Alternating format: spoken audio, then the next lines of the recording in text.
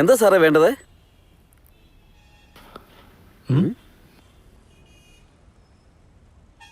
ഈ ചാർജർ നല്ലതാണോ?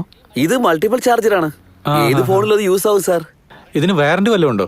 മനുഷ്യന് പോലും വാറണ്ടി ഇല്ലാത്ത കാലമാ സാറേ. പിന്നെ ആരെങ്കിലും 250 രൂപയുടെ ചാർജറിന് വാറണ്ടി തരുമോ സാറേ? ഈ സെല്ല് വർക്കാവുന്നില്ല കേട്ടോ. ഫാഷൻ കൂടി ഒരുപാട് കേബിൾ ആയല്ലോ ഇത്. ഇതിന് കുറച്ച് പണിയുണ്ട്, വൈകുന്നേരം വന്ന് വാങ്ങിച്ചോ. ഫൈനൽ എത്രയാ പറയുന്നത്? 250 തരാം സാറേ.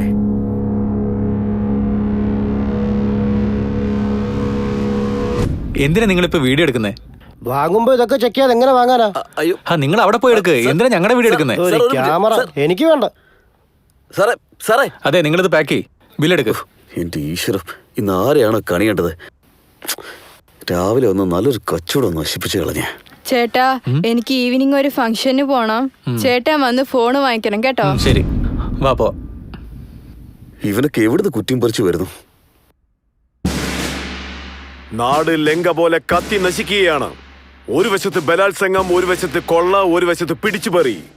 ഈ ദേശത്തെ രക്ഷിക്കാൻ ഒരാൾക്കേ സാധിക്കൂ, ഈ ഖബ്ബർ സിംഗിന്റെ ബ്രദർ റബ്ബർ സിംഗിന് മാത്രം. അതുകൊണ്ട് തന്നെയാണ് എവിടെയോ ഇരുന്ന് എന്നെ ഇവിടെ കൊണ്ടുവന്ന് ഇരുത്തിയത്. എന്റെ സാറേ, ഡെയിലി ഈ ഡയലോഗ് കേട്ട് എന്റെ ചെവി പൊട്ടി പോകുന്നു സാറേ. ഡയലോഗ് ഒന്ന് മാറ്റി പിടിക്ക്. Shut up you bloody nonsense stupid, get out.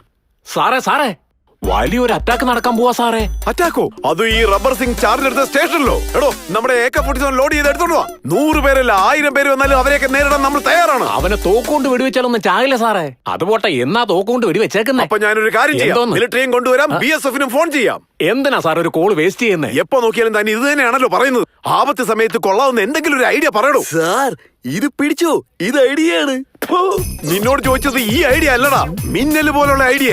അങ്ങനെയാണെങ്കിൽ രണ്ടിലേതെങ്കിലും ഒന്നടിക്കണം. നമ്പർ 1 മദ്യം അടിക്കണം, അല്ലെങ്കിൽ പച്ച വെള്ളമെങ്കിലും അടിക്കണം. രണ്ടുകൂടെ മിക്സ് ചെയ്ത് അടിച്ചാ കൂമ്പ് പാടില്ല.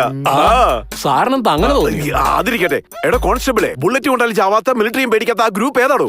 അത് ചന്ദനച്ചോല വീരഭദ്രൻ, കൊമ്പൻ മീശക്കാരൻ. ഇതുവരെ താൻ എന്നെ പേടിപ്പിച്ചത് ആ ഗ്രൂപ്പിനെ പറ്റി പറഞ്ഞാന്നോ? അതിരിക്കട്ടെ, അവരാരെ അറ്റാക്ക് ചെയ്തത്? സാറിന്റെ സെക്കൻഡ് സെറ്റപ്പ് കൊടുത്തുവിട്ട ചോറ്റുപാത്രം അവര് പൊക്കിക്കൊണ്ടുപോയി. അത്രേ ഉള്ളൂ. ഇതൊക്കെ എന്നോട് ചോദിക്കണോ? ശരി, പോയി വെള്ളം എടുത്തോണ്ട് വാ. പോയി സാധനം എടുത്തോണ്ട് വാ. ഇപ്പൊ അടിച്ചിട്ട് വരാം സാറേ. ഇതാ എന്റെ സ്ഥലം, രാമനാഥപുരം. മാപ്പ് നോക്കി ഭയങ്കരമായിട്ട് കണ്ടുപിടിച്ചു സാർ. എനിക്ക് ഇഷ്ടമല്ലാഞ്ഞിട്ട് അടുത്തുള്ള ബാറിൽ പോയിട്ട് 2 അടിച്ചിട്ട് ഫിറ്റ് ആയിട്ട് വന്നിരിക്കുകയാണ് സാറേ. എടാ, നിന്നോട് അടിക്കാൻ പറഞ്ഞത് മൂട്ടയുടെ മരുന്നാ, അല്ലാതെ നീ പോയി അടിക്കാനല്ലടാ. ഓ, എന്റെ കഷ്ടകാലത്തിന് ഈ കാക്കി കൂടി പിടാൻ തോന്നിയത് എല്ലാം ഞാൻ പറഞ്ഞു കൊടുക്കണം. എവിടെ മാന്തിയ ചീറ്റപ്പുലി പോലെ, നിന്ന ശരിക്കും ഒരു ആനയെ പോലെ, കാണുന്നത് ഒരു വലിയ കഴുകനെ പോലെ, തന്ത്രശാലിയായ ഒരു വലിയ ഓഫീസർ ഖബ്ബർ സിംഗിന്റെ ബ്രദർ റബ്ബർ സിംഗ് എവിടെ? സാറിന്റെ പ്രശ്നങ്ങൾ അറിഞ്ഞിട്ട് സെൻട്രലിൽ നിന്ന് സ്പെഷ്യൽ ഓഫീസർ അയച്ചിരിക്കുകയാണ് സാർ. സ്പെഷ്യൽ ഓഫീസറോ? എന്തായാലും സാറിന് ജോലി പോകുന്ന ഉറപ്പായി സാർ. കൺഫേം ആണ്, ഉറപ്പാണ് സാർ. മിണ്ടായിരടാ, അങ്ങനെ മാനേജ് ചെയ്യാനുള്ള എന്തെങ്കിലും ഒരു ഐഡിയ പറയടാ. പോയി കാല് പിടിക്ക് സാറേ.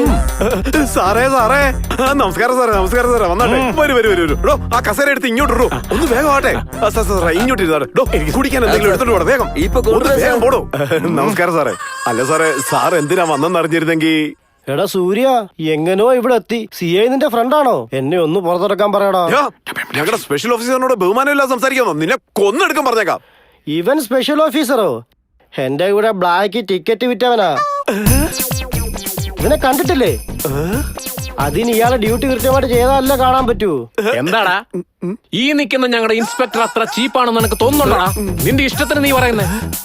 ആരുടെയൊക്കെ റെക്കമെൻഡേഷനുമായിട്ട് പോസ്റ്റിംഗിൽ ഈ കസേരയിൽ വന്നിരുന്നാലും, 2 ഫാമിലിയെ മെയിൻറ്റെയിൻ ചെയ്യേണ്ടി വന്നാലും, ഏതെങ്കിലും ഒരു ഭാര്യ സാറിനെ അടിച്ചു വരട്ടിയാലും നിർത്താൻ ആരെങ്കിലും ഒന്ന് കൊളുത്തിയാ മതി. പിന്നെ ആ ഏരിയ മുഴുവനും അങ്ങ് കത്തിക്കുമല്ലോ. നിന്നെയൊക്കെ ഉണ്ടല്ലോ.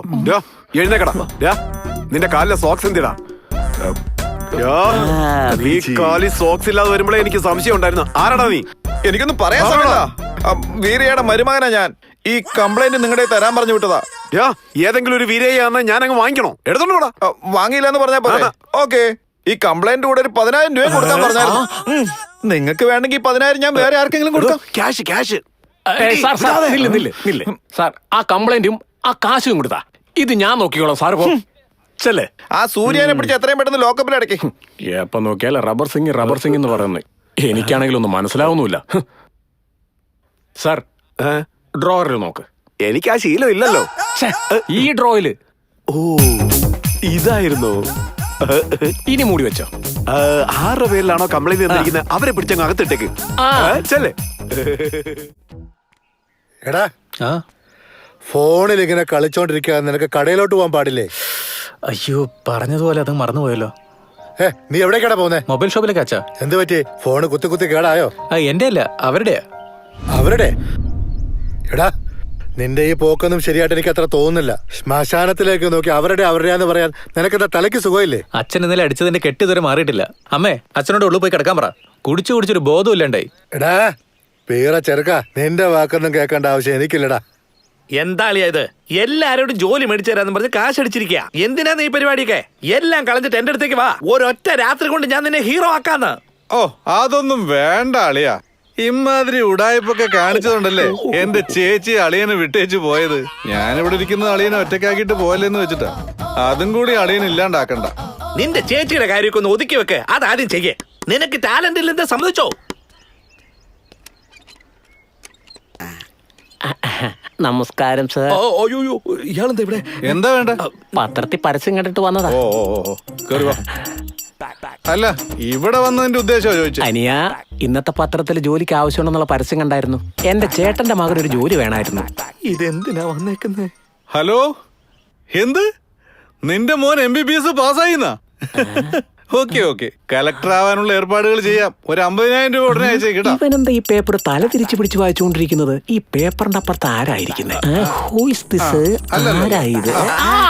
അയ്യോ, ഇത് ഫിലിം ഡയറക്ടർ ശ്യാം ഗോപാൽ വർമ്മ സാറല്ലേ? ഇത്രയും കാലം എവിടെ ആയിരുന്നു? ഇതെന്താ ഇവിടെ വന്ന് കുത്തിയിരിക്കുന്നത്? ഡയറക്ടർ സാറെ 2 തട്ട് ഞാൻ മസാജ് ചെയ്യട്ടെ. താൻ ചെയ്തതൊക്കെ മതി. എന്തിനാ ഇവിടേക്ക് കെട്ടിയെടുത്ത? എന്റെ ചേട്ടന്റെ മകൻ ഒരു ജോലി വേണമായിരുന്നു. ജോലി വേക്കൻസി ഉണ്ടെന്ന് പത്രത്തിൽ പരസ്യം കണ്ടു. ഡയറക്ടറെ, ഇയാളെന്താ ഡയറക്ടറെ? MBBS പഠിച്ച ആൾക്ക് കളക്ടർ ജോലി വാങ്ങി തരാന്ന് പറയുന്നേ. കളക്ടർ ആണെങ്കിൽ IAS ഒക്കെ എഴുതിയെടുക്കണ്ട ഡയറക്ടർ സാറേ? അതെ, MBBS പഠിച്ചവരൊക്കെ CM ആകുന്നില്ലേ? അതിലും ചെറിയ ജോബ് അല്ലേ കളക്ടർ? അറിഞ്ഞൂടെ നിനക്ക്? എന്റെ അളിയന്റെ സ്റ്റാൻഡേർഡ് അറിയില്ല നിനക്ക്? ഓ അങ്ങനെയാണല്ലേ ഡയറക്ടർ സാർ? അതെ ഡയറക്ടർ സാറേ, വലിയ ജോലിയൊന്നും വേണ്ട. അറ്റ്ലീസ്റ്റ് അവനെ ഒരു ഹീറോയാക്കി മാത്രം വിട്ടാ മതി. ഡയറക്ടർ സാറിന് വലിയൊരു മിലിറ്ററി ബോട്ടിൽ ഫുൾ വാങ്ങിത്തരാം. അപ്പച്ചോ, വലിയ പോസ്റ്റ് കിട്ടണമെങ്കിൽ 25 ലക്ഷം വേണം. അപ്പച്ചനെ പോലുള്ള ആൾക്കാർക്ക് ഓഫറില് പുതിയൊരു സ്കീമുണ്ട്. ഉണ്ടോ? 1 ലക്ഷം എടുത്തോണ്ട് വന്ന ഒരു ജോലി മേടിച്ചു. മോനെ, പെട്ടെന്ന് ഇങ്ങനെയൊക്കെ പറഞ്ഞു 1 ലക്ഷം രൂപ ഞങ്ങളെ കൊണ്ട് ഉണ്ടാക്കാൻ പറ്റില്ല. അതുപോട്ടെ, നിങ്ങളുടെ ചേട്ടന്റെ മോൻ എന്താ പഠിച്ചിരിക്കുന്നത്? അയ്യോ ഡയറക്ടർ സാറെ, നമ്മുടെ നാട്ടിൽ ഏറ്റവും കൂടുതൽ പഠിച്ചിരിക്കുന്നത് അവനാ. എന്ന് വെച്ചാ എത്ര വരെ പഠിച്ചതാ? 9ാം ക്ലാസ് പാസ്സായി. ചുമ്മാ എന്തിനാ നോക്കിയിരിക്കുന്നെന്ന് വിചാരിച്ച് കുഴിവെട്ട് ജോലിയാ ചെയ്യുന്നത്. അപ്പച്ച നടക്ക്, ഞാൻ പറയാം. അളിയാ, ഈ മണ്ടന്റെ 1 ലക്ഷം എങ്ങനെയെങ്കിലും മേടിച്ചോണ്ട് വരാം. നടക്ക്.